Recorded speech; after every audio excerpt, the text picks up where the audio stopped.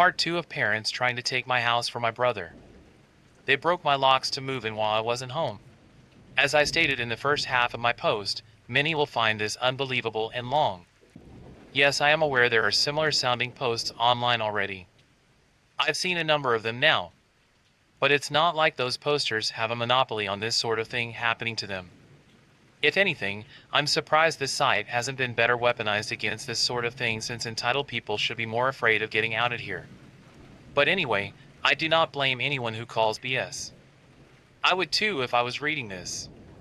However, by reading this and my first post, you'll know just how messed up my parents are, as in my life they were the root of all evil that spoiled my brother into the a-hole he is today. And never once have they given me a real reason for why. And I kind of fear there isn't one. Some people can't explain why they make choices like child favoritism. So it's all they can do to try and stand by the child they backed. Which is exactly what my parents tried to do. And I've practically destroyed their lives for it. Not in a legal sense, but more an emotional one. After I kicked my parents, brother and sister-in-law out for trying to force me to hand over my new house to my brother, I immediately went to my social media and told the story to the whole family. It spread pretty fast, but you won't find it now because it all got deleted some time ago, and I put my own profile on private. I posted about it because I knew that the first thing my family would do when they got home is try to twist the event to make me the villain. And I was exactly right. But I had about an hour to get started before them. And I had video evidence to back up my story about what they'd done. No, I don't plan on showing the video here. So don't ask. Being preemptive worked because I got a fair number of family members on my side right away. My parents, brother and sister-in-law must have been all set to write their own post, but it was too late. So they didn't even bother trying to lie much. My parents, Dan and sister-in-law had a few flying monkeys supporting them. But not much else. Plenty of others knew how entitled they already were. So what happened was something they all quickly understood and accepted. There was one person in particular that called me. I don't know who they were. But they ranted at me that I was a horrible brother, and I needed to make way for a real family man. I just ended the call and blocked the number. This didn't repeat. The week went by, and my parents showed up with Dan at my front porch just like they said they would in their prior ultimatum. They rang my doorbell like crazy and also pounded on the door until I finally answered. I opened it just a crack, and they tried to shove their way in again. But I'd installed a couple of latch chains that prevented it, and even braced my body against the door for good measure. My father and brother demanded I let them in. But I said I was recording everything on camera, and would call the police if they tried to force their way in again. My mother calmed them down, and then in her most sickly sweet tone asked me if I was ready to let my brother move in. I told her and the rest of them to fuck off and never come back. My mother put on the crocodile tears and asked me why I can't just do this for Dan because he's my beloved brother. I laughed and then bluntly said I do not love him as a brother because he treated me like shit for years, and they only encouraged him to do so. They are terrible parents, and he is a terrible brother. Then told them to leave or I'd be calling police ASAP. They all left surprisingly easily, apart from my mother's loud crying and the others giving me dirty looks. One could say making them leave was suspiciously easy. I thought the whole mess was over.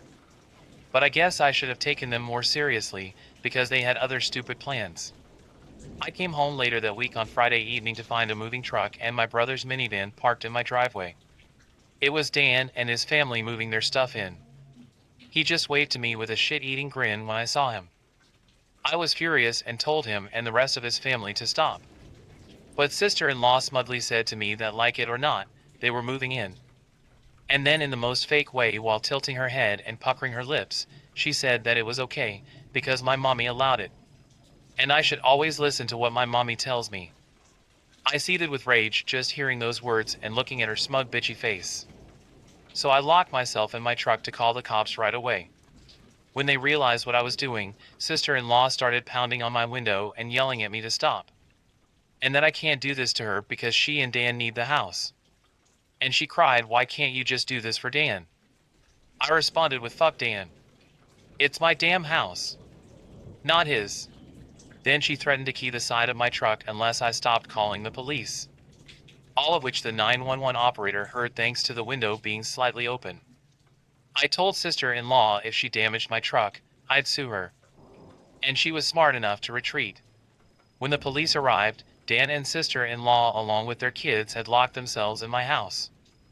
I told cops what had happened, as well as showing them my new driver's license that had my current address on it. Then when we went to my front door, I saw that they changed the lock. And the old lock was laying on the porch with the center of it drilled out, and the drill they used was laying right next to it, with a complete Harbor Freight drill bit set. Could they have been any more stupid leaving evidence out like that? I pointed out the broken lock and drill, then gave the police a rundown on all the events that happened prior. Well, I guess Dan called our parents over at some point after I arrived home, because they showed up while I was talking to the cops. My parents immediately lied and started saying that I'd agreed to rent my house to my brother and his family. I said that was an easily provable lie one way or another. So Dan and sister-in-law finally came out of my house with some papers in hand. They both looked super smug, like they had somehow outsmarted me. They'd actually drawn up and printed out a fake rental agreement. But my signature was not on it. There was one, but it looked nothing like my handwriting. I don't think any of them have ever actually seen my signature. So that was incredibly stupid on their part. I told my parents and Dan that was stupidly blatant fraud. And if the cops investigated, they'd easily figure that out. And I don't think going to jail and court would do them any good. It could even make Dan lose his job, which is his only means of providing for his family.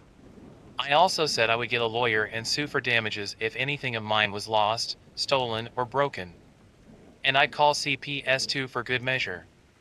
Dan went white and looked really scared when I said all that, but my mother got between us and doubled down about how I should just do this for Dan and live in the damn camper so they can finally have a family home to themselves. I yelled at her that if she thought it was such a good idea, she could do it for Dan herself and let Dan have her house to himself instead. The cops separated my mother from me, and I said I wanted them all out right now, or I'll press charges. I stated in a shout about how they drilled out my front door lock to break in, the lease papers were obvious fakes, they badly forged my signature, and I have recorded video of sister-in-law attacking me. Those are felonies I could fuck over their lives with if I wanted. And if they didn't leave, that's exactly what I'd do. The only reason I hadn't already was for the sake of Dan's kids. So they have one chance to get the fuck out. The moment my parents heard that, I think it finally clicked that they could not force me to do it for Dan. My mother surrendered and said she'd put an end to this. Then she went over to sister-in-law and spoke with her quietly for a minute while my father spoke to Dan. Sister-in-law instantly started loudly crying and ripping up the fake rental papers into tiny bits and tossing them like confetti, only to have an officer tell them to pick up the bits of paper or he'd cite them for littering. Both of the cops at this point had the "I don't get paid enough for this" looks on their faces. Dan had to start telling his kids to load their stuff back into the moving truck. The kids were all crying, and the eldest was sobbing that he won't get his own room now. Sister-in-law and Dan gathered their kids up to try and make one last pathetic attempt to gild me with the sad family routine. You know, where they all gather together in a sort of group hug while all facing one direction. I swear, I think they practiced it beforehand. All of the kids had the same pleading look with quivering mouths. Sister-in-law kept rubbing her pregnant belly and tilting her head to look like a sad puppy, and my brother just made the saddest face he possibly could and said, "Please don't do this. We need to be able to live here." But I didn't falter and told them to keep packing. All the kids and sister-in-law turned the crying up to 11, and Dan yelled at me, "Are you satisfied with yourself? You've denied us a home because you're too selfish to share and help out family." I ended up laughing like a maniac and retorting that what he was trying to do was taking, not sharing. And no amount of crying will make me let his family move in because he's no brother of mine anymore.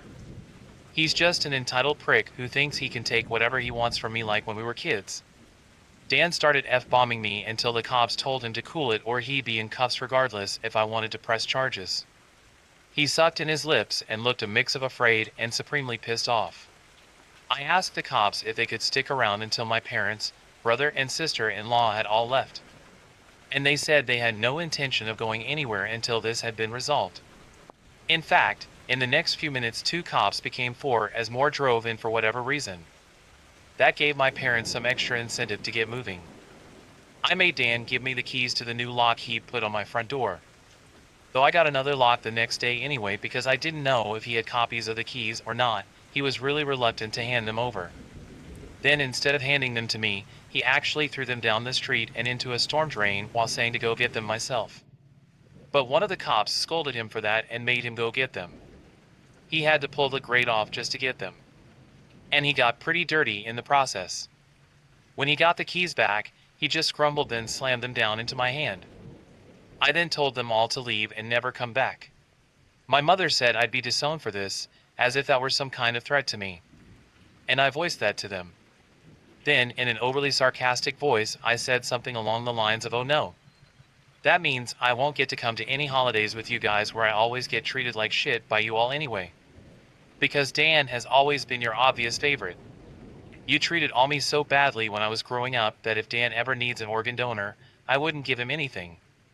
So do like you always told me to do when I was mistreated by all of you, and suck it up." My parents were floored after I said all of that. And the quartet of cops were looking pretty judgmental at them as well. I tell you, if you want to put nasty parents like mine on the spot, confront them in front of cops. Because they'll likely not try anything really stupid then. My mother just started crying and walking away. My father just stood there looking like he wanted to hit me. And Dan just held his kids in defeat.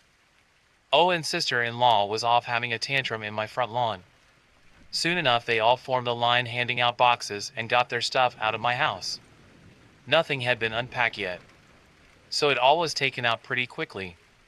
But while doing it, my mother kept saying it wasn't too late and I could still do it for Dan several times. Each time trying to bargain more and more to try to make me change my mind. She said that Dan could pay me rent if I let them stay. And when that didn't work, she said I could move back in with them to let Dan rent my house so I wouldn't have to share the building. I told her to shut up and keep packing boxes because I don't want Dan or his family around, I don't want his money, and I certainly don't want to live with him or my parents ever again after the way they treated me when I was a kid. Making a deal with my parents would be like making a deal with the devil to me. Sister-in-law ended up having another tantrum after hearing that and threw a box down, then sat on the ground to have a pity party because she didn't want to go back to sharing a house with my parents. And she just sat looking angry/sad there until everyone else was finished. She didn't even want to get up when it was time to leave. They finally got everything out of the house and into the truck. So before they left, I laid into my parents one last time about all of the shit they put me through growing up. And with 4 cops being right there, they couldn't do much other than stand there and take it for once. I called them out on so many things that happened. And even pointed out how they couldn't just do something nice for me. Like letting me stay over with my camper when I was homeless and trying to get back on my feet. How they let Dan and sister-in-law ridicule me and call me a bum. Well, who's the bum now? They wanted to kick me out of my own house so Dan could stay in it free of charge, yet when I needed a place to go, they wanted to gouge me for more than I could afford just to park my camper when they knew I was out of the job. There were more extremely judgmental stares from the cops when I said all of that. So I put my parents on the spot one more time and asked them what I ever did other than being born to deserve being treated so badly. Because when I finally have a bit of success in life, they want to snatch it away from me for their favorite child since they'd rather I give everything to Dan and have nothing for myself. I bought my house using the money that I earned. I owed them nothing, and I won't be asking anything from them ever again. Because clearly I will never be anything more than a doormat or a cash cow in their eyes. I got no answers from them. They just stood there looking like fish out of water. So I continued ranting and asked them what in God's name made them think they were such good parents after all of that. My father was beet red, but more from embarrassment than anger this time. And my mother was crying that she was a horrible person. I bluntly agreed that she is a horrible person. They all are. And I bet they'll go to hell for it too. They were shitty people, and they all knew it. But if I'd called them out on all this stuff in private instead of in public, they'd just get mad at me and still act like I'm in the wrong. They just kept up the denial for so long that it became a part of who they are. My mother buried her face in my father's jacket to cry. And my father looked more defeated than I've ever seen him. Dan and his family avoided me entirely as they finished putting everything back in the moving truck. I made sure nothing of mine was stolen. Not that I'd had a chance to get much furniture yet. I was lucky to even have a couch at that time. They all got back in their vehicles, and sister-in-law just stood staring at me with malice until my brother finally got her to drive the minivan home. And as soon as they were all gone, I got back online again and spilled the beans about what happened. My parents were too embarrassed to even try and defend their actions this time. And while the family was somewhat split before this incident, it was now a landslide in my favor. Nearly all of the family has sided with me after this incident. And those who haven't, simply aren't siding with anybody. No matter how much my parents previously tried that we did it for Dan line, no one listened anymore. So any remaining familial support they had is now gone. Many in the family who I expected wouldn't side with me, did. That includes the former flying monkeys. So I guess they've finally had enough. Around that time I offered to host half the family at next Christmas Eve in my new house. My parents were not invited. I wasn't blocked on my brother and sister-in-law's profiles, surprisingly. And I saw sister-in-law had her fourth baby in early November. They are still living with my parents. I'm pretty sure they knew I was watching, because sister-in-law kept making passive-aggressive posts every couple of weeks or so about not having enough space while living with my parents. Probably to see if she can still guilt me. And I'm sure it's driving my mother and father up the wall because they aren't getting any peace and quiet in their old age with 3 rowdy obnoxious kids, a mentally unstable sister-in-law, my golden child brother, and a newborn baby in the house all at once. Perhaps they could move into a camper in their own backyard and let Dan take over their house completely. They might get some peace then. Yeah, they could do that for Dan. There was supposed to be more. But this post got way too long. So I'll be posting a part 3 later. TLDR, I had to live in a camper after losing my job in 2020. Parents refused to help me. I got a better job and eventually bought a house. Parents found out about the house and tried to make me let my brother and his wife, who was pregnant with baby number 4, move in and kick me out to live in the camper again. I kicked them out, but later on they tried to move it anyway by breaking in. Police were called, they freaked out and tried to guilt me. I made them leave. I publicly exposed my parents, and now the entire rest of the family is on my side, and my parents are utterly destroyed about it.